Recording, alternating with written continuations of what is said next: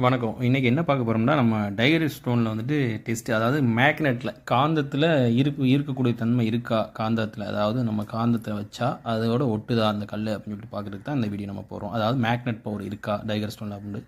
நேச்சுரலாகவே இயற்கையாகவே டைகரி ஸ்டோனில் வந்துட்டு மேக்னெட் பவர் இருக்குது. அது எந்தெந்த கல்லில் இருக்கும் அப்படின்னு சொன்னால், இரும்பு தாதுக்கள், அதாவது இரும்பு ஒரு பகுதியாக வரும், அது மெட்டல் மாதிரி வரும், அந்த ஸ்டோன் ஒரு பகுதியாக வரும். இது நேச்சுரலாக விளையக்கூடியதான். பூமியில் வந்துட்டு நேச்சுரலாக வந்து விளையினா உயிர் இல்லை. அதில் நேச்சுரலாக நம்ம பூமியில் வந்து எடுக்கக்கூடிய கல் தான் இயற்கையான நேச்சுரல் ஸ்டோனு.